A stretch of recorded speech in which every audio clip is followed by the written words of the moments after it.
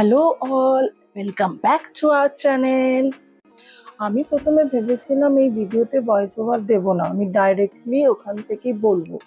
But দেখলাম ওখানে এত চেঁচামেচি হচ্ছে যে আমার কথাটাই শোনা যাচ্ছে না, তাই জন্য আমি কিন্তু ভয়েস ওভারটা দিচ্ছি। রথের দিন আমরা তো সবাই চাই কিছুভাবে স্পেশাল করি দিনটা, তাই জন্য আমি আর মা চলে আসলাম দক্ষিণেশ্বরের মন্দিরে। এখানে রথ বের হয় আর রথ টানতে খুবই ভালো লাগে আমার, সেই জন্যই আমরা দক্ষিণেশ্বরের মন্দিরে এসেছি রথ টানতে।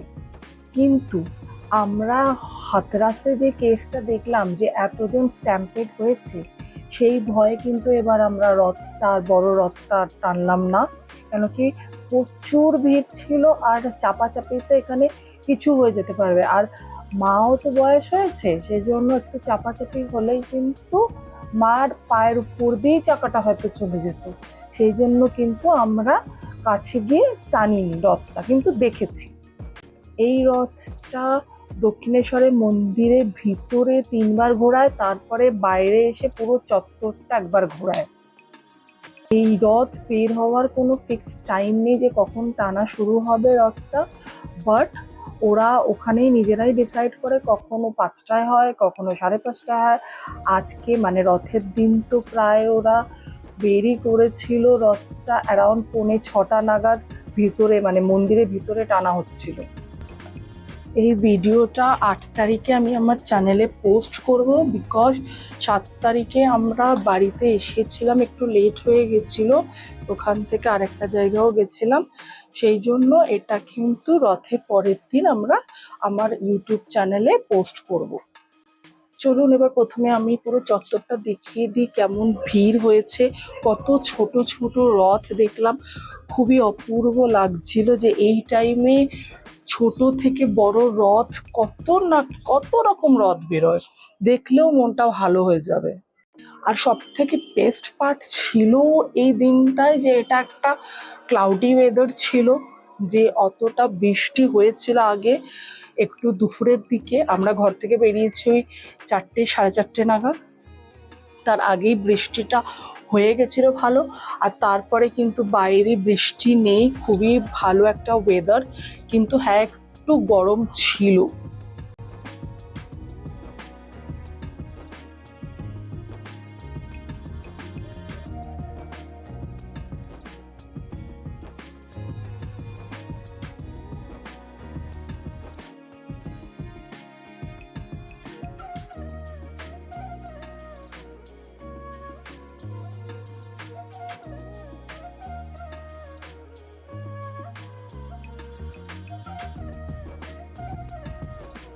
ওই দেখুন আমার আঙ্গুলের সোজাসুজি দেখুন যে রথটা দেখাচ্ছে সেটাই হচ্ছে মন্দিরের রথ।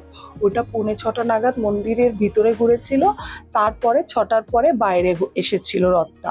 এই দেখুন কত ছোট ছোট রথ বাচ্চারা নিয়ে বেরিয়েছে। এই মকায় ফায়দা উঠিয়ে আমিও বাচ্চার একটা রথ টেনে নিলাম, পয়সা মা দিয়েই দিয়েছিল আগে, যেহেতু মাও টেনেছিল। এবার আমি বারবার ওয়েট করে যাচ্ছি কখন বেরোবে রথটা, একটু দেখতে পারবো, আপনাদেরও দেখাতে পারবো। বেরোচ্ছিল না বলে আমি ভাবলাম গঙ্গার ধারটা দিয়ে একটু শিব মন্দিরগুলো দেখিয়ে দিই। আমি দক্ষিণেশ্বরে থাকি আর মন্দিরে কিন্তু অত আসা হয় না, বাট যখনই আসি মনে হয় কি এই মোমেন্টসগুলোকে ক্যাপচার করে রাখি।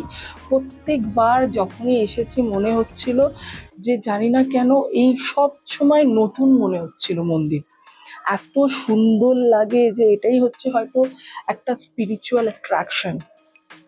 যেই আমি গঙ্গার ধারে গেছিলাম সেই আমি আওয়াজ পেলাম ভিতরে যে রথ ভিতরে টানা হচ্ছে, খুব চেঁচামেচি হচ্ছিল।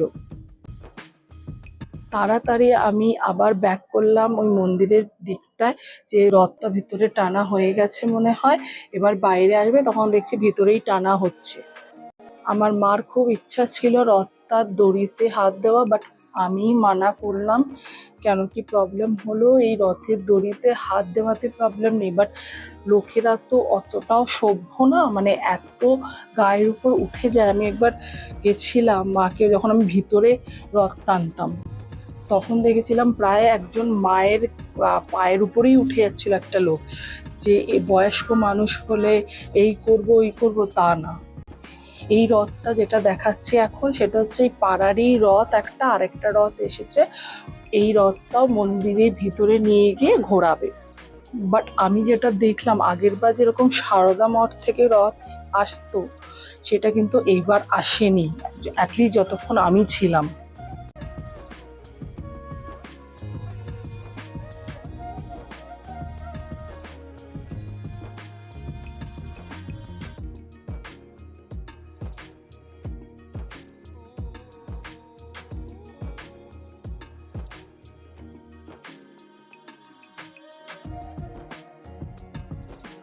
এবার রথটা বাইরে আসছে, মন্দিরের যে অ্যাকচুয়াল রথটা।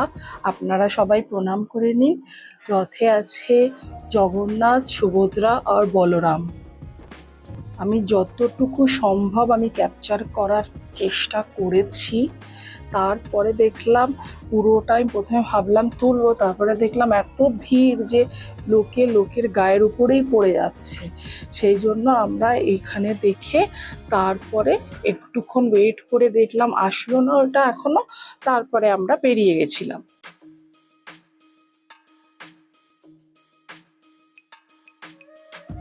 এটা একটা পাড়ার রথ। এটা দেখে যখনই আমরা বেরিয়ে চলে যাচ্ছিলাম তখন দেখলাম বাতাসা আমাদের দুটো লোক এসে দিল।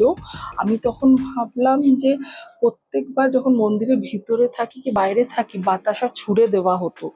এখন আমি বাতাসাটা পাইনি, বাট বেরোনোর সময় পেলাম। এটাই হচ্ছে আমার lakh. And thanks for watching.